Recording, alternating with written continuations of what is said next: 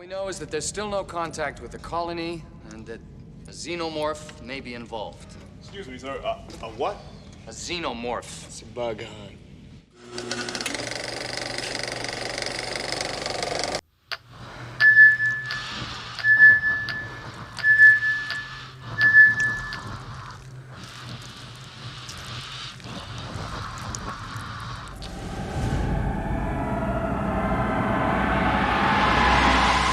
Engineers. They go in, set up these big atmosphere processes to make the air breathable. Takes decades.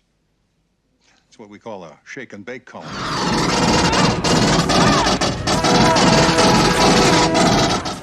I'm going to go out on a limb here and assume that the majority of Aliens fans know that James Cameron used the Vietnam War as a thematic backdrop for this film. In this common usage of the Vietnam War, even though in the mid-80s, when the war had been over for nearly 10 years, was still very popular in American cinema because of the war's influence on American filmmakers and its moviegoers. For example, we see this in Oliver Stone's 1986 masterpiece Platoon, which depicted, in my opinion, the best literal portrayal of the Vietnam War ever put to film. We're gonna lose this war. You really think so?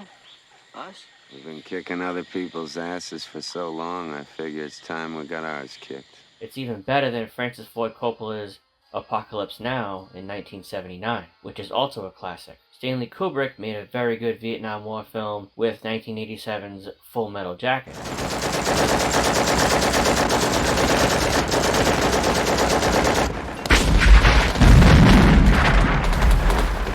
Sylvester Stallone's Rambo series was going strong during this era too. While the first entry showed how Rambo's PTSD as a prisoner in the Vietnam War led to his scuffle with the police, First Blood Part 2 goes back to Vietnam. In fact, Part 2 was written by Cameron, who used the same theme of going back to the place where the nightmares began to confront your fears as the plot for his sequel's Ripley character. While Stone, Coppola, Kubrick, and Stallone created films directly highlighting the Vietnam War through literal interpretations, Cameron used its symbolism to instead manufacture the plot for his Alien sequel. This knowledge is nothing new and has been expressed many times within the Alien fandom, but what I want to do is examine why Cameron used the Vietnam War subtext and the message it sends. Well, being that the Weyland-Yutani Corporation has progressed from mining ore of other planets, as seen in the first film, to colonizing planets in the sequel, it's safe to say that Manifest Destiny, once again, as it was first regarded in the mid-1800s expansion of America's western lands, is the driving factor somewhat for American progress here too. While the original 1979 film incorporates American capitalism into its theme for the primary reason of obtaining the xenomorph, Aliens goes beyond the simple factor of making a monetary profit. Cameron's film wants your land, and it wants to destroy any indigenous populations to get that land. There's a moment when Hudson asks about the mission.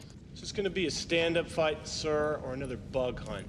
This reference to a bug hunt, within the context of Manifest Destiny, symbolizes the eradication of any culture ignorant and naively brave enough not to evacuate their own lands when being dominated by greater powers. Land is finite, and therefore a precious luxury. Whoever has the most land wins. It isn't simply given over when asked, nor should it be. When you have filmmakers producing movies about the Vietnam War, you must wonder what's in their hearts. Other than monetary profits, of course. Is there genuine sorrow for the Vietnamese people, or resentment for the American government, or guilt because of their involvement either as a soldier in the Vietnam War, like Stone, or as someone who is just against the overall military campaign? All three, I would say. It's not by accident either that the soldiers sent to LV-426 hailed from the United States Colonial Marines. These Colonial Marines are very tough hombres.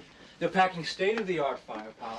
There's nothing they can't handle. It's implied in Cameron's film that the future military of Earth is at least partly, if not completely, managed by the United States. Even their patch is red, white, and blue, with stars and stripes. The name was eventually changed to the United Americas Colonial Marines later in the Alien universe, implying its political, economic, and military influence has encompassed North, Central, and South America, which are the same intentions it had when colonizing other planets. These Marines ensure the safe occupation of its colonists on other planets as they terraform its atmosphere and kill whatever is in their way. This is not new to the Marines. Defending colonists against alien life forms is a task they are used to and likely resent as well. It's a rescue mission. You'll love it.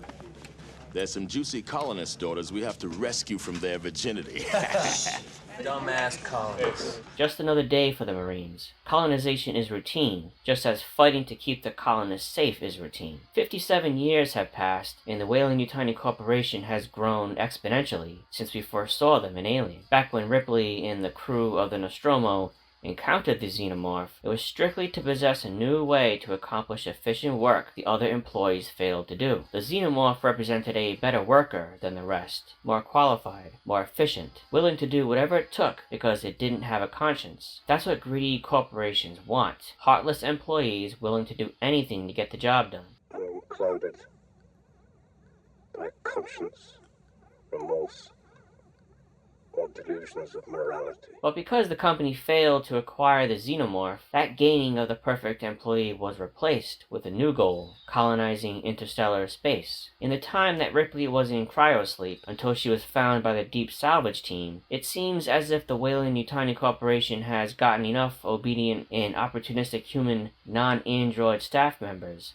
like Burke to align to the corporation's greedy goals. The capitalism aspect of the company, for the most part, has been achieved and promoted to focus on planetary dominance, now from American imperialism, which is just an even larger version of Manifest Destiny. The shake and bake reference Van Leeuwen says to Ripley isn't just a pop culture expression regarding the fast and easy preparation of food, but a mention to how colonists have quickly and efficiently set up shop on LV-426 to begin their terraforming. Their presence is performed with just enough effort and detail to begin the next phase of colonizing. In other words, they don't care about the land they're colonizing. To them, the land is nothing special, just another barren rock to terraform and take over to continue the expansion of the human species while profiting the Weyland-Yutani Corporation. But little do they know that this time, their routine and lazy efforts will be met with deadly consequences, just like the American military when they encountered the communist soldiers of the Viet Cong.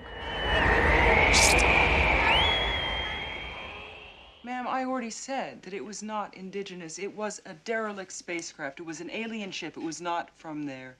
Do you get it? It's important that we clear up the property rights to LV-426 if we're going to apply any accountability. Technically, LV-426 was a barren moon. No life, no vegetation, nothing. Are there any species like this hostile organism on LV-426? No, it's a rock. No indigenous life. Just a lava-based, walkable landscape with an atmosphere fixable enough for terraforming. Nitrogen, high concentration of carbon dioxide crystals, methane. I'm working on the trace elements. Rock, lava base.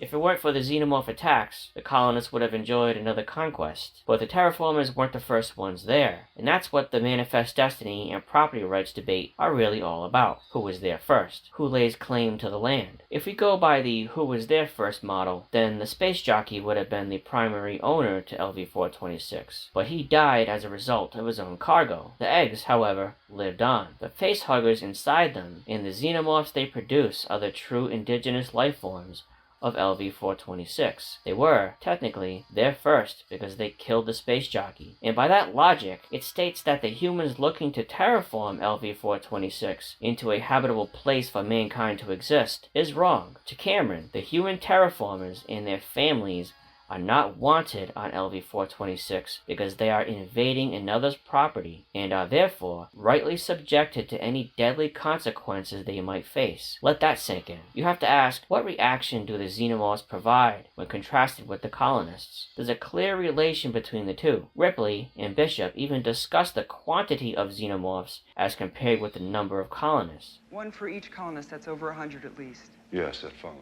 One for each colonist, Ripley says. That similarity in quantity is not accidental. The number of eggs and colonists suggests a symbolic consequence awaiting the colonists' presence on LV-426. One by one, they are being held accountable by the xenomorphs for being there. For each colonist, an egg exists, waiting for a facehugger to hatch and impregnate them, birth from them, killing them in the process, and then create new, corrupted versions of those colonists. The foreigners are exploiting the foreigners. But who's the proper foreigner here? It's important we figure this out to understand Cameron's message. The obvious foreigner is, of course, the alien species. I mean, Who the hell are they to stop what humans are doing? The terraformers just want to build better worlds to ensure Manifest Destiny succeeds for our own species. Nothing wrong with that in my opinion, but the presence of the aliens on LV-426 does not allow human progress. So, of course, the aliens are the bad guys, on the literal level. But instead, what Cameron's implying is that if we continue with the occupied lands perspective, then the terraformers become the foreigners, and by its symbolic suggestion, the American presence in Vietnam too. By connecting the Vietnam War aspect with the ill-fated colonists of Hadley's Hope, then the American military, and by further extension the American capitalist government who sent them to Vietnam, are getting their comeuppance by way of losing the war to install capitalism in Vietnam by dying at the hands of the Viet Cong. Fuck you!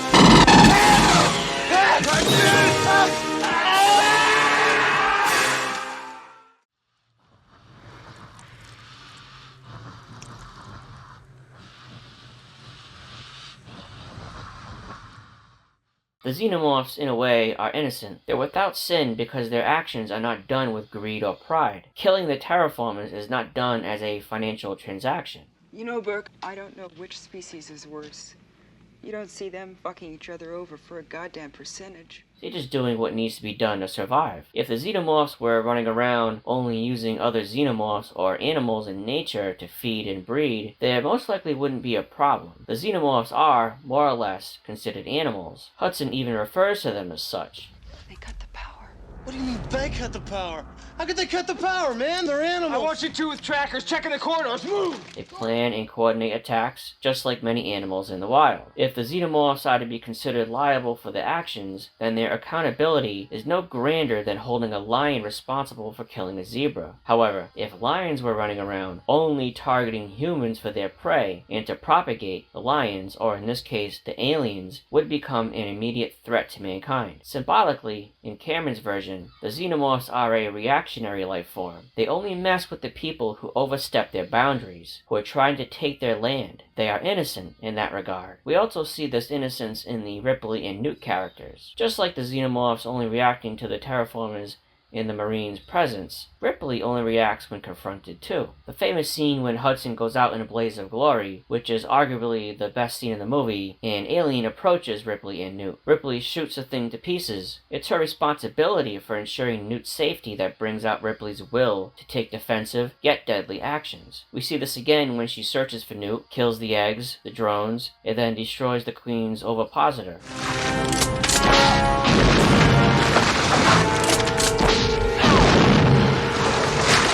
Lastly, while on the Sulaco and the power loader, there's a message here. Mind your own business. Leave people alone. Only react when necessary. Cameron couldn't be clearer about his libertarian views than in the message of this film. We see this message again in Who Survives. Ripley, Newt, Bishop, and Hicks. The other Marines are killed because they're extensions of American politics, sticking their big noses into someone else's business. Let's start with Bishop and Hicks. Although Corporal Hicks is just a grunt, as Burke states. He can't make that kind of decision. He's just a grunt.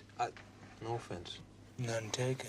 Hicks reluctantly takes the new role of squad leader after Gunnery Sergeant Apone dies. You can tell he doesn't want the responsibility, but he accepts it and does well at it. Plus, his affinity for Ripley places him in the category of a love interest, forgiving him, for the most part, for his military presence. Hicks was able to do something more than just engage in warfare. He forms a genuine, caring bond with Ripley, and that goes a long way as a character surviving the story. Although Cameron allows Hicks to live, he scars him, lasting an alien in the elevator leaves him with a facial scar that serves as a reminder that, although he was allowed to live and find love in Ripley, his involvement in the military forever maimed him. His scar is there to remind him to live and let live. Bishop suffers the same fate as well. Although he was a very meek and kind synthetic, he is maimed too, just like Hicks, and lives on, and even saves Newt. Even though he proved himself worthy of Ripley's respect, Bishop is impaled and bisected by the Queen.